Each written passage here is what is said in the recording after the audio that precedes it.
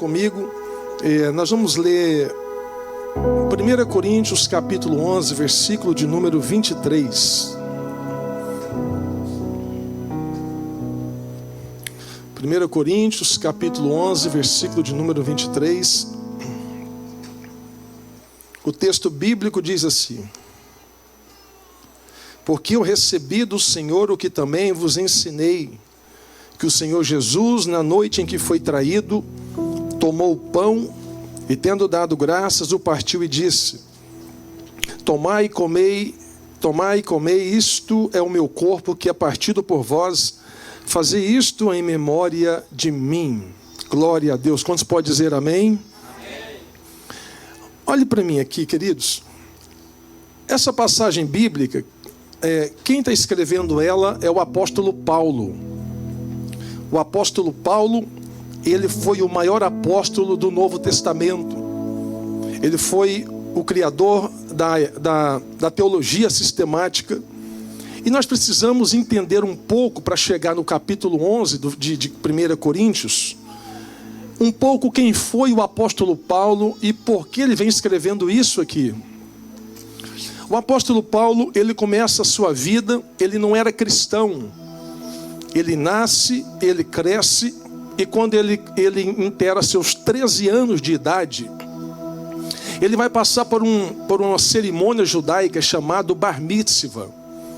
Essa cerimônia judaica, que todo judeu passa por ela, é que dá responsabilidade para ele, se ele responder um crivo teológico judaico, ao ponto de ele assumir toda a responsabilidade no formato adulto, mesmo com 13 anos de idade. A partir dali, quando ele passa por essa cerimônia, o apóstolo Paulo passa por essa cerimônia, ele começa a frequentar as escolas rabínicas da época, para ele começar a entender sobre as leis, sobre a Torá, e ele vai começar a despontar sobre a sua inteligência, sobre o seu conhecimento. E dentro desse conhecimento, dentro da inteligência que o apóstolo Paulo tinha, ele vai estudar em uma das 3 melhores escolas rabínicas que tinha na época. Na época do apóstolo Paulo havia 3. A primeira escola rabínica que tinha na época era de um professor conhecido, o nome dele era Shammai. Shammai era um doutor da lei, e ele ensinava sobre os 613 preceitos do Antigo Testamento. A segunda escola rabínica mais conhecida na época do apóstolo Paulo era a escola de um professor chamado Hillel. Esse professor, ele era conceituado por ele ensinar as pessoas ou os alunos dele dentro de um formato também do Antigo Testamento, e tendo a sua reputação muito bem assegurada pelos alunos e doutores da época. Mas Paulo, ele vai estudar na terceira escola rabínica da época. Ele vai estudar com um homem chamado Gamaliel. Gamaliel era um doutor, e por ser uma escola mais nova do que as outras, ele vai se destacar na escola do doutor Gamaliel, ao ponto que todo judeu, quando formasse, quando ele passava pela formatura, recebia o diploma dentro da escola de Gamaliel, ele era considerado um dos maiores intérpretes do Antigo Testamento. Esse apóstolo Paulo vai passar dentro dessa escola. Com certeza, quem passava por essa escola, os convites eram muitos. As chamadas para ministrar nas sinagogas, com certeza, eram muitas. O apóstolo Paulo, ele era poliglota. Ele falava vários idiomas existentes da época, entre eles o hebraico, o aramaico, o grego, entre outros idiomas. Paulo também, nós vamos perceber na Bíblia Sagrada que ele vai vir de uma família nobre, de uma família bem sucedida. Além de ser inteligente, além de ser diferenciado, você vai perceber que ele vem provando algo, que ele era de altíssima inteligência da época, por fazer parte do Sinédrio. O Sinédrio na época era como se fosse o Supremo Tribunal Federal de hoje no Brasil. Como que nós sabemos isso? Está na Bíblia, Atos dos Apóstolos, capítulo 8, versículo 1. O texto vai dizer que ele consentiu na morte de Estevão. quando o texto está afirmando que ele consentiu na morte de Estevão, em uma palavra bem direta está dizendo: Paulo votou a favor do assassinato de um homem de Deus. Paulo votou, ele deu aval, sendo membro do Sinédrio, para a morte de um homem chamado Estevão, que era esse homem de Deus. E nós aprendemos muito mais com o apóstolo Paulo. Ele vem crescendo, ele vem desenvolvendo, ao ponto de que ele perseguia os cristãos, mandava amarrar os cristãos no cavalo e puxava os cavalos, mandava matar os cristãos da época, porque ele odiava, ele perseguia, ele não gostava, porque quem falava de Jesus, quem trazia algo sobre Jesus na época, incomodava o apóstolo Paulo. É tão verdade que, se você dá uma olhada nos anais da história, na Itália, mais preciso, em um museu da Igreja Católica na Itália, tem uma carta com exposta. E essa carta vem contando um pouco sobre a pessoa que o apóstolo Paulo perseguia, sobre a pessoa que o apóstolo Paulo não gostava, que era a pessoa de Jesus. Ele não gostava de quem pregasse de Jesus. Mas nesse museu na Itália, vem falando sobre um homem chamado Lúcio Cláucio. Lúcio Cláucio, ele era um soldado, um chefe de milícia do império da época. Há uma história contada paralela à Bíblia, que a fama de Jesus estava crescendo de uma forma tão grande, que o imperador na época disse assim: desce na Palestina e descobre quem é esse homem chamado Jesus. O imperador disse isso para um homem chamado Lúcio Cláucio. Quando ele desce na Palestina para ver quem era Jesus, ele leva um susto, porque ele percebe um homem simples, um homem humilde, mas um homem que fazia milagres e maravilhas de uma forma que nenhum outro homem fazia. Lúcio Cláucio, amando do imperador, ele olhando toda a cena, todo o cenário, ele pega o papiro, ele pega ele tira um momento e ele vai escrever a carta. E quando ele escreve a carta, ele começa dizendo: sabendo que os ditames e decretos de Roma são irrevogáveis, são insubstituíveis, eu faço aqui os meus votos sinceros e pedido de perdão. E abaixo da carta, Lúcio Cláucio coloca: enquanto eu seguia, enquanto eu estava com esse homem chamado Jesus, alguma coisa dele me pegou e eu não consigo mais ficar longe dele. Eu estou indo com ele rumo a Jerusalém. Jesus tinha um poder sobrenatural. Deus fazia com que isso movimentasse a terra ao ponto de encontrar esse homem chamado Paulo. Ele vai ter um encontro com Deus dentro de um formato, e naquele encontro, quando ele fica cego, quando ele fica sem a visão, Deus começa a falar com Paulo. Paulo, a gente poderia ficar aqui 2, 3 horas falando do apóstolo Paulo, tamanha é a história deste homem. Mas este homem, ele vai viajar por mais de 32 países. Ele vai viajar por mais de 54 cidades. Ele vai viajar por mais de 9 ilhas do Mediterrâneo. O apóstolo Paulo não tem relatos bíblicos na Bíblia sobre a família dele, sobre esposa, sobre filho, não tem. Paulo, ele era um hebreu nascido numa área gentílica, que era descendente da tribo de Benjamim, e mais ainda, esse abençoado era cidadão romano. Então ele tinha mais de 2 cidadanias. Paulo, ele vem falando sobre algumas mulheres na Bíblia Sagrada que vai ajudar ele na obra do Senhor. São poucos os relatos que ele fala sobre as mulheres na Bíblia Sagrada. Entre elas, ele dá nome: a irmã Trifena, a irmã Trifosa e a irmã Pérside. Gente, isso aqui não é apelido, é nome mesmo. Trifena, Trifosa e Pérside. Tem em Romanos, capítulo 16 e versículo 12. Paulo, ele vai pregar o evangelho do Senhor depois do encontro que ele teve com Cristo. E a primeira mulher que vai aceitar Jesus na Europa pela vida do apóstolo Paulo, temos uma dela aqui. O nome dela era a irmã Lídia. Nós vamos ver isso em Atos dos Apóstolos, capítulo 16, versículo 14. Paulo, ele é aquele, depois de Jesus Cristo, uma das pessoas mais importantes do Antigo, do Novo Testamento, dentro da teologia moderna, dentro da teologia sistemática, melhor, sobre isso. Só que ele vai escrever sobre Corinto. Ele vai falar sobre nós, sobre o formato da ceia. Isso aqui já é tempos depois. Isso aqui já é um outro tempo, depois de experiências com Deus. É tão interessante, porque quando a gente dá uma pausa aqui antes de entrar em Corinto, mas no encontro que ele teve com Deus, quando Deus fala com Paulo, ele sabe que é Deus que está falando com ele. É tão verdade que quando Deus, quando Deus fala com um dos seus discípulos para abrir a porta para Paulo, para ajudar o apóstolo Paulo, um deles vai falar assim: Deus, esse homem eu conheço, esse homem é mau, esse homem mata crente, esse homem aí. Deus vai falar o seguinte: olha, vai e faz o que eu estou mandando, porque para mim ele é vaso de valor.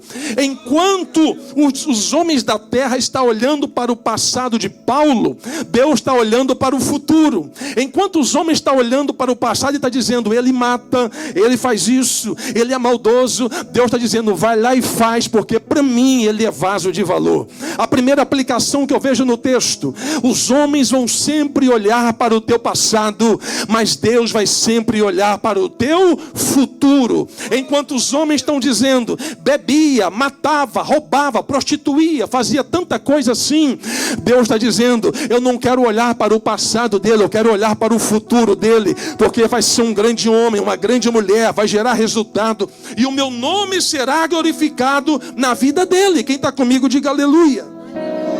Aí o apóstolo Paulo, ele vem falando sobre o formato da ceia. E dentro do formato da ceia, ele vai falar dentro de um texto que é o nome de uma cidade, Corinto. Coríntios é referente a um povo da época, Corinto. Corinto era uma cidade muito complexa, era uma cidade rica, era uma cidade culta, era uma cidade cosmopolita, mas ao mesmo tempo corrompida. O significado da palavra Corinto significa corrupto, ou corrupção, ou aquilo que está se corrompendo.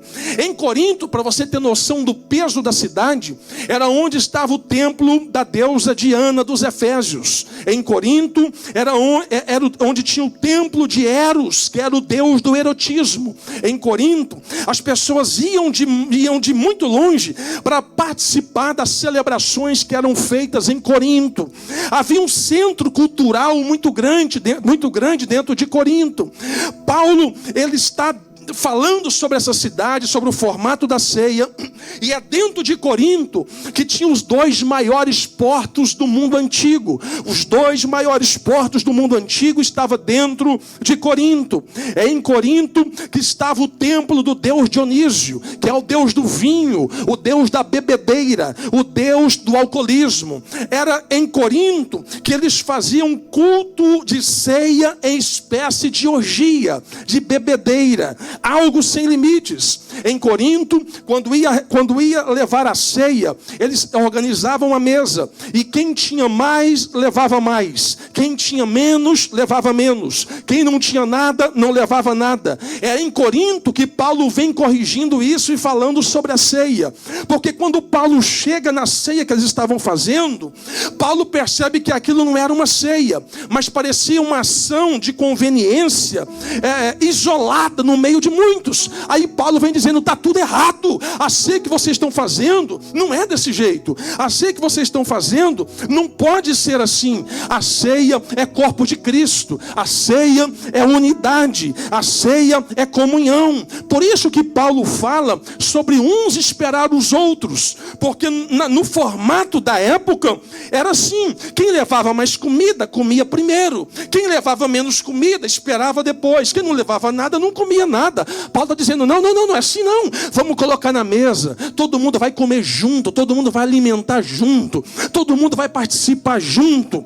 Paulo vem falando sobre a ceia no formato espiritual, porque ele fala para nós sobre olhar para a cruz. Por que é olhar para a cruz? Porque você não pode participar da ceia se você não olhar para a cruz. O único sentido de você participar da ceia Não é porque você é crente, não é porque você vem à igreja. O sentido de participar da ceia está ligado na cruz do Calvário. A cruz é vertical e horizontal. Paulo está dizendo, quando você olha para a cruz, na vertical, revela sua intimidade entre você e Deus. Quando você olha para a cruz, na horizontal, revela sua intimidade entre você e os homens. Paulo está dizendo, você não pode participar da ceia na horizontal se você não tiver comunhão na vertical. Paulo está dizendo, você não pode falar que está bem com Cristo se você não está bem com seu irmão. Paulo está dizendo, você não pode dizer que obrigado, Senhor, pela comunhão que nós temos na vertical, se você é carne, se você é matéria, se você não é anjo. Se você fosse anjo era só vertical, espírito, mas você é carne, você é matéria, você é gente. Gente como gente precisa de gente na terra. Paulo vem nos orientando sobre isso. Paulo vem dizendo para nós sobre o que ele recebeu. Ele vai dizer, eu recebi do Senhor, ou seja, não é coisa da cabeça, não é coisa criada pelo império da época, não é coisa criada pelos homens. Paulo está dizendo, a orientação que eu vos trago não vem de mim, mas vem de Deus. Não é fruto daquilo que eu penso, mas é fruto daquilo que Deus já colocou sobre a nossa vida. Paulo vai falar sobre em memória e não em memória. Por que Paulo fala em memória? Porque em memória é alguém que morreu, mas está vivo. Em memória é alguém que morreu e não volta mais.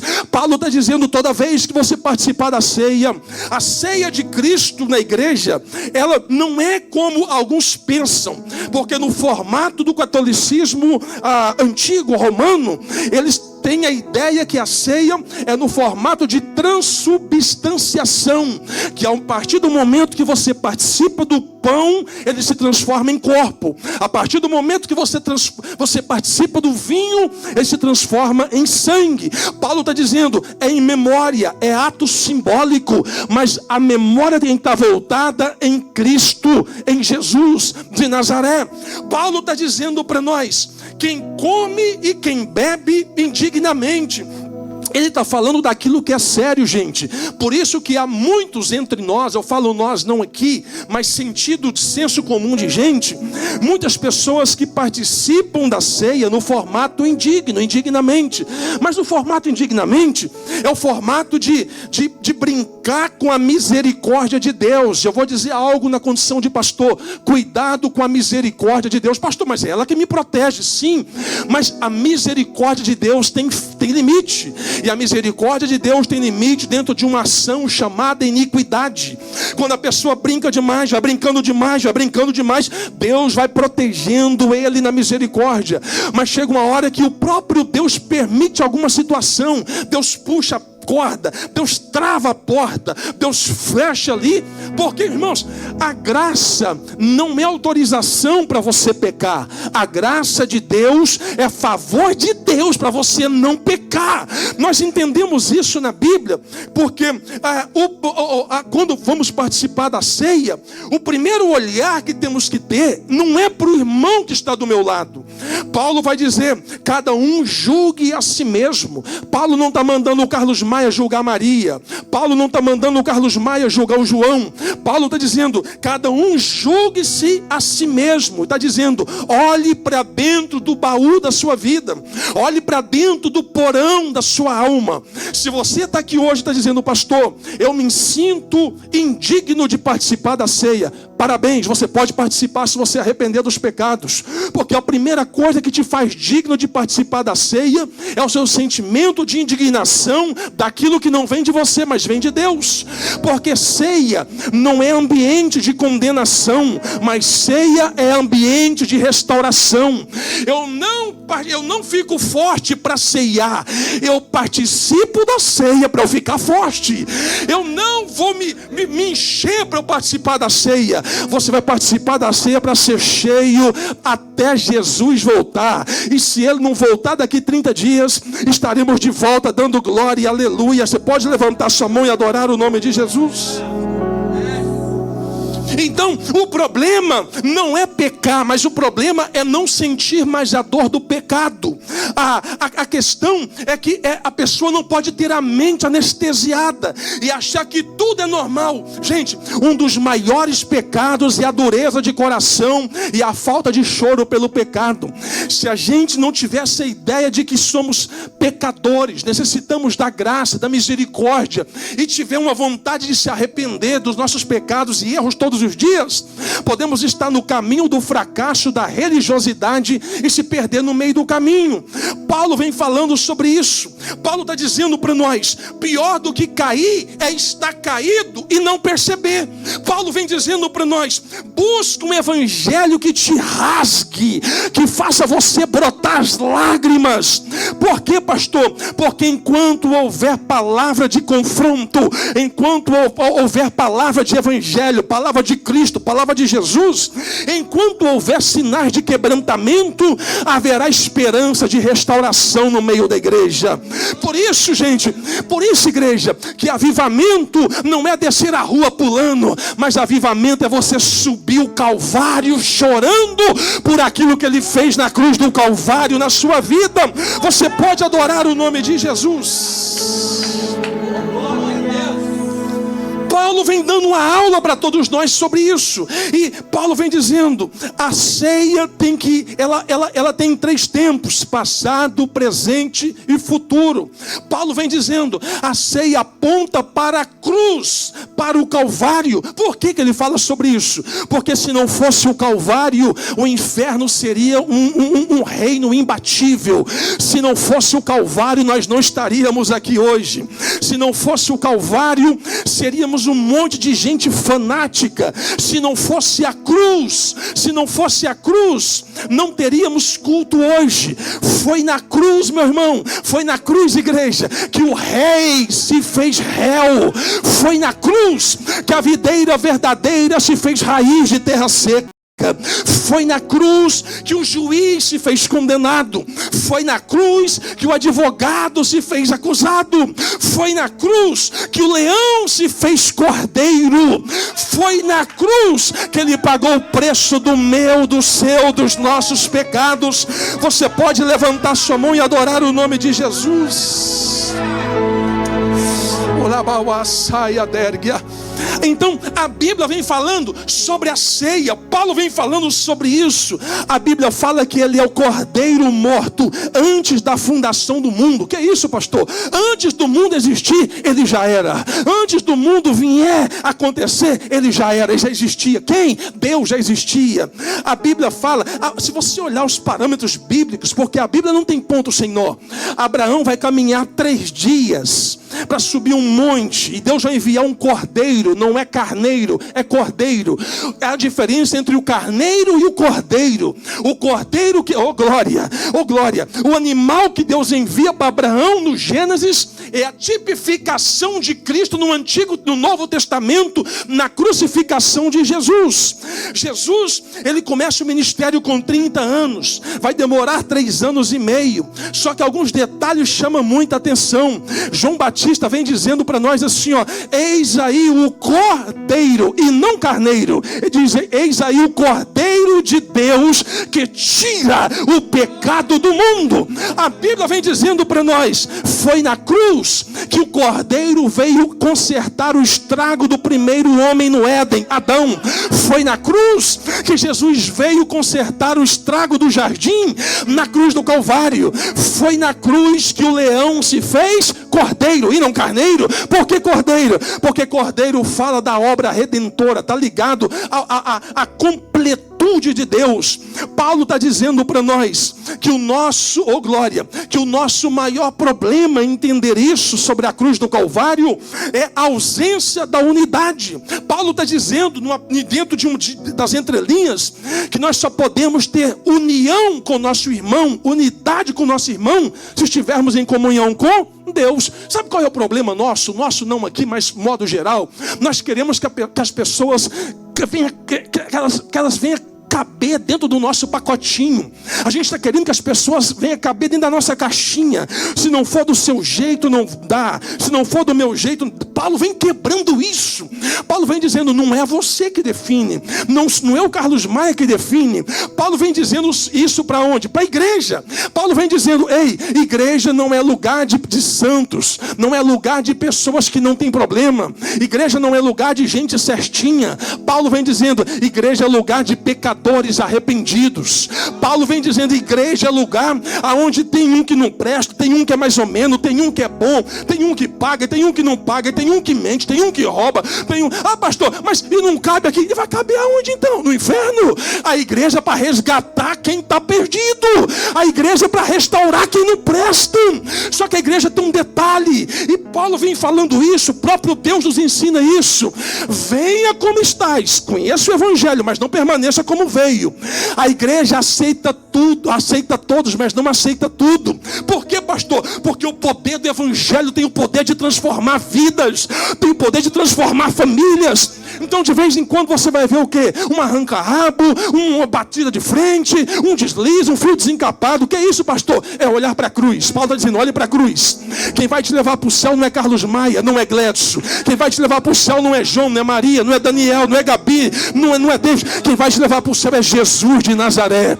Enquanto você estiver olhando para a cruz, o seu foco está nele. Enquanto você estiver olhando para o autor e consumador da sua fé, você está firme em Cristo. Por que muitos ficam titubeando, ficam se perdendo no meio do caminho? A falta de maturidade, conhecimento cristão, a falta de conhecimento bíblico. Não é ler a Bíblia, é entender. A dificuldade não está no ler, está no entender. Não é estar no meio de quem sabe, é saber o que fazer quando tem que fazer no meio de quem sabe. A questão é tão simples, mas é a gente que complica. Paulo está dizendo, você tem que olhar para Cristo, olhe para frente, olha para o autor e consumador da sua fé. Mas meu irmão está pecando, salvação é individual, cada um vai dar conta da sua. Ah, pastor, mas está difícil mesmo. Olhar para cima, olhar para Ele. Os seus olhos têm que estar em Cristo. Então toque alguém, diga para ele ou para ela assim, ó, não tira os olhos de Jesus. Oh, glória! Aleluia! O Senhor é Deus. E Paulo vem falando no futuro.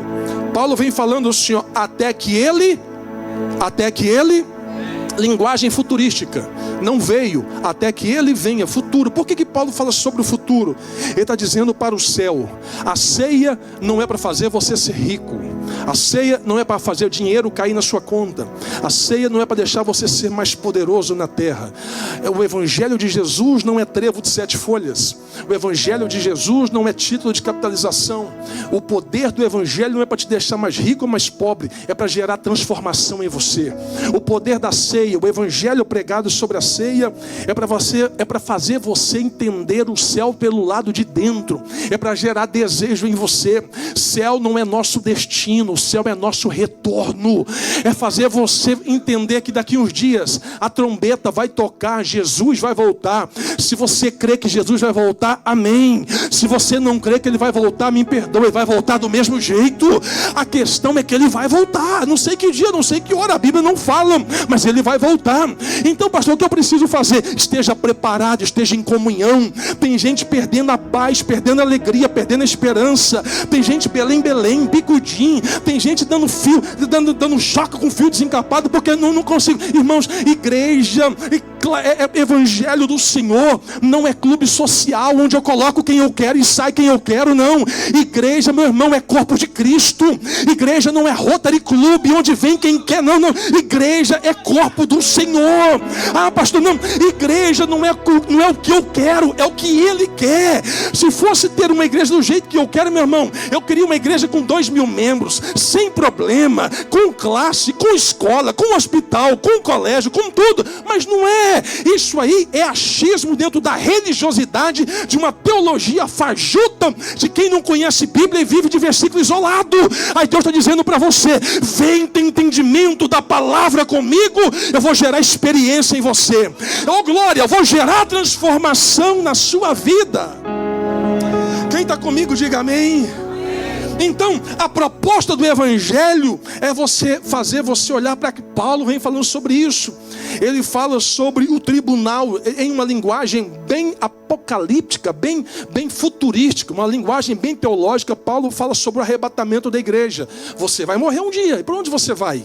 Nós somos um ser tricotômico, corpo, alma e espírito, ou espírito, corpo e alma, do jeito que você quiser entender, mas tricotomia, corpo, alma e espírito. Você morre, a carne vai para a terra, o espírito volta para Deus, e a sua alma, a psique, é a sede dos seus atos conscientes, inconscientes. A sede é onde estão os nossos desejos, emoções, é onde está a nossa fonte de amor pela pessoa, é aqui na alma. Você ama porque tem alma, você gosta do outro porque tem alma, você pensa porque você tem alma. E aí, pastor, a sua alma vai esperar o grande dia do julgamento. E a pergunta que eu faço é: se Jesus voltasse hoje para você, se desse um piripaco, Deus o livre e guarde, desse um piripaco, travasse uma veinha na sua cabeça, quanta gente está morrendo do dia para a noite, e pior do que isso, eu vou até tomar água para falar um negócio forte. Bezetacil na veia, não assuste.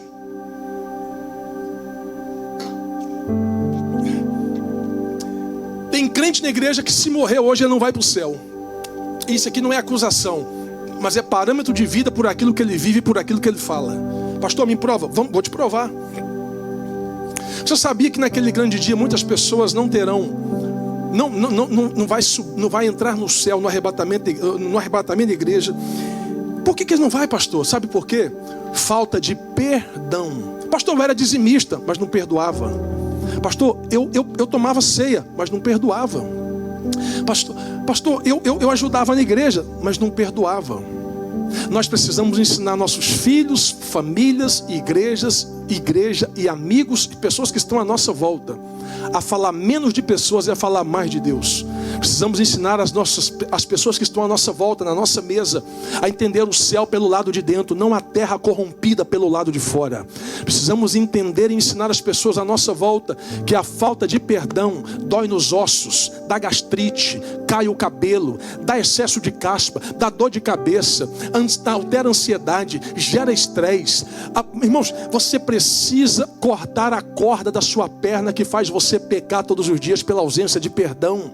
Quem sabe essa ceia dessa noite o Espírito Santo está dizendo para você: não seja crente de figurinha, seja crente para ir morar no céu. Não seja crente religioso, mas seja crente para entender o que Deus está falando conosco todos os dias. Sabe, nós precisamos a cada dia entender que o apóstolo Paulo vem falando sobre isso. Passado, ele fala sobre o que a ceia representa. Presente é onde nós estamos hoje, é onde nós queremos ir, é o que nós queremos ser. E sobre futuro, até que ele venha. Quem será você amanhã até que Jesus venha? Aonde você estará? Quantas pessoas estão esfriando na fé? Quantas pessoas estão perdendo a salvação? Tem gente tirando gente de igreja por causa de coisa que não tem nada a ver. Nós precisamos levar as pessoas para o céu, não é para o inferno. Precisamos numa terra como essa, que é corrompida pelo principado e potestade que atua nela, a ser diferente no meio dos iguais. Precisamos sair da nossa boca a palavra de vida eterna, não palavra de morte eterna. Precisamos ser agente de cura, não agente de morte. Precisamos ser chave e não cadeado que venha trancar para travar. Precisamos ser GPS, ser guia. Precisamos ser gente diferente no meio da massa que vivemos. Não freio de mão, não âncoras, não gente que fica falando de passado. Deus está falando conosco todos os dias. Se a nossa mente mudar, a nossa vida muda, nosso futuro muda, nosso presente muda. Paulo vem ensinando para nós até que ele venha. Aí Paulo finaliza dizendo para nós sobre a questão da individualidade dentro da coletividade, mas dentro do reino de Deus. Dentro da individualidade, cada um é singular, não é plural. Cada um julgue-se a si mesmo. Ele está dizendo: você pecou essa semana, então você tem o direito de pedir perdão para Deus e participar da ceia. Você mentiu, você roubou, você fez alguma coisa de errado, pode pedir perdão para Deus, recomeça. A questão não é pedir perdão, é permanecer no erro todos os dias. Aí cuidado com a misericórdia e com a iniquidade de Deus. Paulo vem falando para nós sobre a questão de você entender o poder da cura na ceia. Ele fala que há muitos doentes no meio de nós. E esse doente aqui, há um parâmetro bíblico sobre o espiritual e o carnal, porque o espiritual influencia o carnal. Pessoas que estão vivendo uma vida de qualquer jeito, e você precisa consertar sua vida. Você precisa recomeçar de um jeito diferente. Nós não vamos tirar você da igreja. Ninguém vai sair dessa igreja. Ninguém vai te excluir dessa igreja. Pastor, qual que... Não. A Bíblia fala sobre isso. Ninguém tira ninguém de igreja. As pessoas saem ou porque foram confrontadas e não gostaram, ou porque saíram por causa de pessoas. Porque quem sai de igreja por causa de pessoas é porque nunca entrou nela por causa de Cristo. E outra coisa, tem joio e tem trigo, sim. Pastor, tem que tirar o joio. Quem disse que tem que tirar o joio? Jesus não mandou tirar o joio. É necessário que o joio esteja no meio do trigo. A diferença entre o joio e o trigo não é no presente, é no futuro, é na colheita. A diferença entre o joio e o trigo não é agora, mas é quando a trombeta soar. Aí nós saberemos quem é o joio e quem é o trigo. Mas é necessário o joio e o trigo, porque se o joio não manifesta, você não sabe quem é trigo. E se o trigo não manifesta, você não sabe quem é joio. Então, as duas coisas você começa a entender dentro da atmosfera espiritual, que o próprio Deus permite até isso. Mas o que eu preciso fazer, pastor? Quem sabe você está aqui nos assistindo ou em casa pela internet. O Espírito Santo está falando para você: volte ao primeiro amor hoje. Recomece de um jeito diferente. Lembra que eu falei? O que te faz digno de participar da ceia é o sentimento de indignação da ceia. O que te faz, o que permite você participar da ceia é você entender que você por si próprio, você não poderia participar da ceia, mas não é por você, é pela morte de Jesus na cruz do Calvário. Quem sabe essa noite é a noite que você tem que primeiramente se perdoar. Se você não perdoar, você não consegue perdoar ninguém. Se você não se amar, você não consegue amar ninguém. Você está cobrando o amor de alguém de fora, mas você não consegue dar amor nem para quem está aí dentro de você. Você que está pedindo perdão de alguém de fora, mas você não consegue liberar o perdão nem primeiro para você. É impossível a gente transbordar em alguém aquilo que nós não temos. É impossível a gente dar para o outro aquilo que não tem no estoque da nossa vida. Quem sabe essa noite o Espírito Santo está falando no seu coração: se perdoe. Os erros do passado deixa no passado. As traições do passado deixa no passado. Aquilo que te fez você ser envergonhado no passado, deixa no passado. Recomece hoje de um jeito diferente em nome de Jesus. Recomece hoje com um jeito diferente em nome de Jesus. Fecha os teus olhos por um momento. Oh Espírito de Deus, você não precisa deixar a ceia por causa do pecado. O que você precisa deixar é o pecado por causa da ceia. Você não precisa ficar longe da presença de Deus por aquilo que aconteceu, mas é voltar para perto do primeiro amor, de onde você nunca poderia ter saído. Feche os teus olhos e fale com Deus por um minuto. Talvez você entrou aqui com o coração despedaçado, angustiado, angustiada, e está falando: Jesus, me perdoa. Pode pedir perdão, pode falar com Ele. Falou o que não deveria, fez o que não devia, envolveu com gente errada, e está tomando hoje uma decisão de recomeçar de um jeito diferente.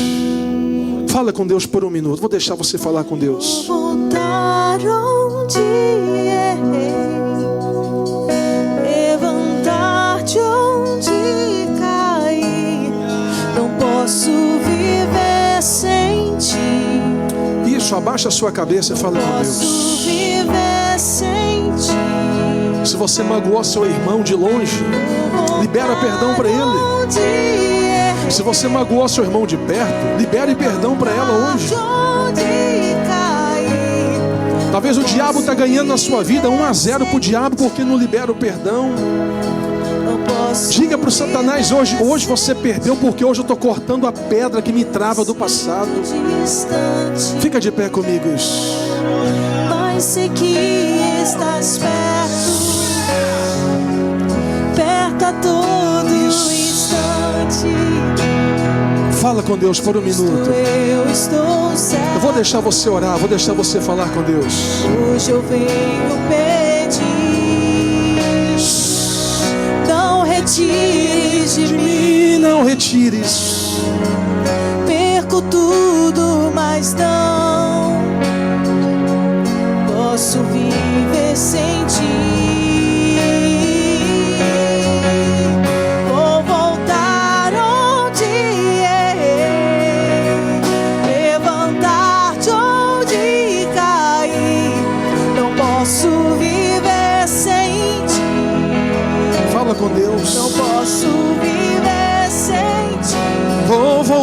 Isso.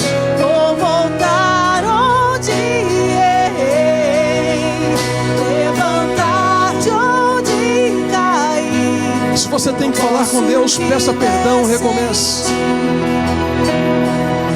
Dê um tapa na cara do inimigo hoje. Diga: perdeu, Satanás. Segura bem baixinho. Dê um tapa na cara do inimigo hoje. Pai, em nome de Jesus, a tua palavra é fiel, a tua palavra é poderosa, a tua palavra é santa na terra. Perdoa nossos erros, nossas falhas, nossas transgressões. Precisamos do Senhor todos os dias, ó Deus. Nos ajude a ser melhor a cada dia. Nos ajude, Pai, a ir mais longe. Perdoa nossos delitos, ó Deus, quando falamos mal de quem não deveria, quando tocamos em famílias, quando tocamos, ó Pai, em filhos, no patrão, na patroa. Perdoa nós mesmos, ó Pai, por olhar para nós e com um olhar de vergonha para dentro de nós. Nos perdoa, Senhor. Queremos ser diferentes nessa terra, queremos ser diferentes no meio dos iguais. Queremos ser uma igreja viva, Jesus, uma igreja ativa, uma igreja cheia do Teu poder, Espírito Santo. Oh Deus, por um minuto fecha os teus olhos. Oh Espírito de Deus. Espírito Santo incomoda pessoas hoje. Espírito Santo incomoda pessoas hoje, ao ponto de eles recomeçarem de um jeito diferente. Em nome de Jesus. Quem pode aplaudir adorando, adora aplaudindo, aplaude adorando o nome de Jesus. Ainda em pé, 1 Coríntios capítulo